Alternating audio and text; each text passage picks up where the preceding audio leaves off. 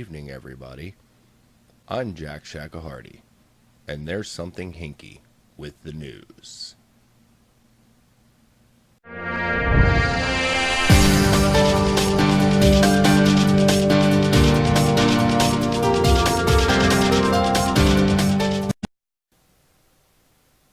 Thank you for joining us, and now the news.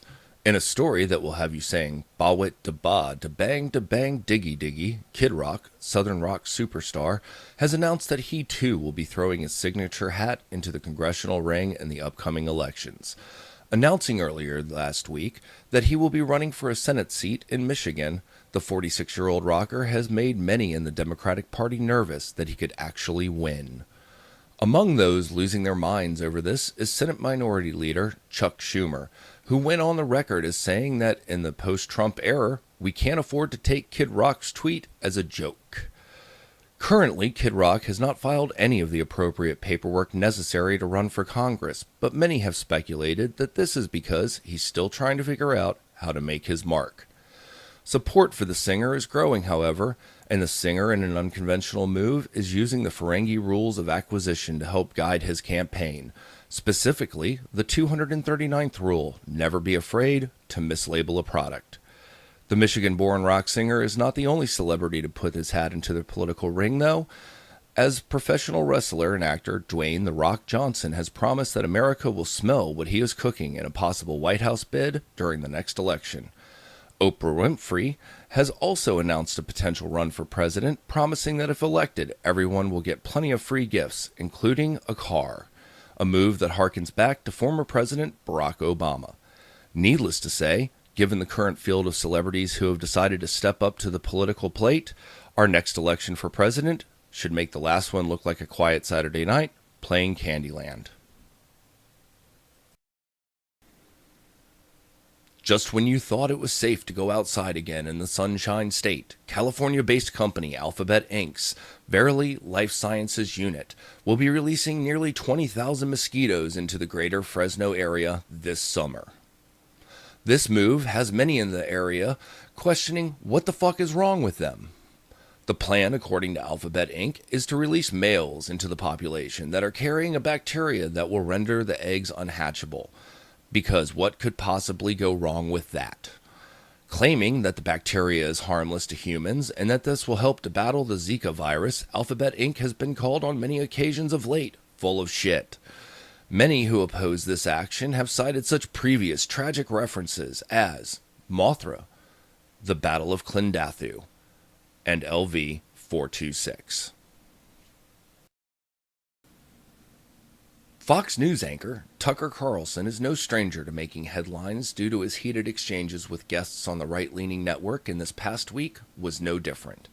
California Representative Brad Sherman joined Carlson on his program earlier last week to discuss his overzealous articles of impeachment against current President Donald Trump.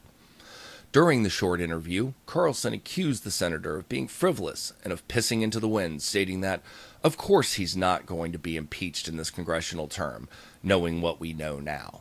When pushed further, however, Sherman's true reasons for the articles became apparent, as the congressman went on to say, the hope is that it'll trigger an intervention in the White House, that they will say now it's real. And for that, and for so many other reasons, Mr. President, you have to stop announcing reversals in foreign policy at 4 in the morning in 140 characters or less. This came as a huge shock to the young host, as Carlson immediately jumped on the real issue at hand here, impeaching a president for tweeting.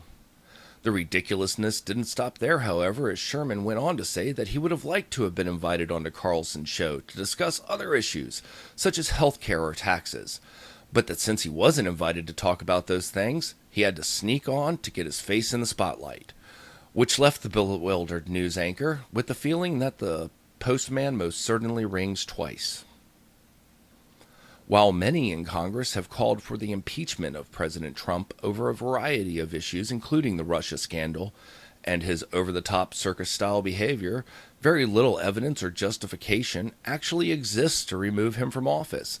In response to this, President Trump has continued taking victory laps, and in an interview recently said that he gets his strength from the tears of liberals.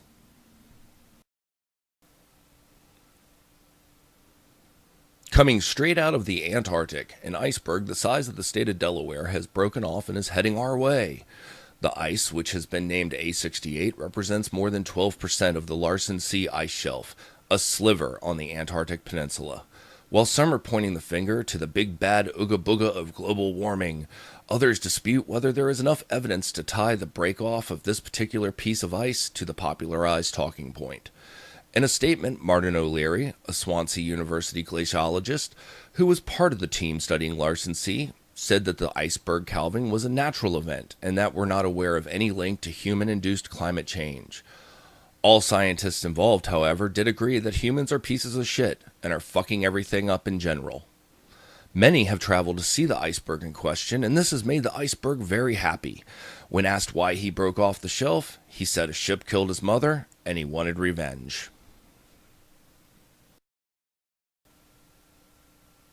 North Korean funny man and Supreme Leader Kim Jong-un is making news today after announcing the opening of a new water park.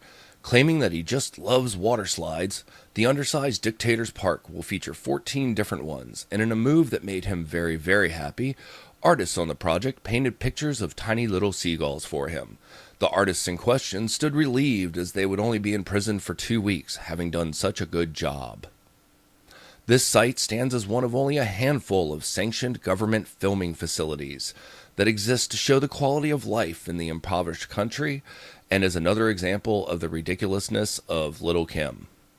Other past chestnuts from the crazy son of a bitch have included that he can talk to dolphins, that he invented the hamburger, and that he has no anus and does not poop. Thank you again for joining us tonight, folks. Once again, I'm Jack Shackahardy for Something Hinky Productions. If you'd like to find us on the internet, you can follow the links in the description below, or simply go to Facebook or Instagram and type in @somethinghinky. Also, if you'd like to support our work and see more videos like this one, please go to Patreon and donate $1 to our channel. It's a really simple way to let us know that you really love us. You can follow the link below or type in www.patreon.com/somethinghinky. And remember, everyone, in the words of the immortal philosopher Ted, be excellent to each other. Thank you and good night.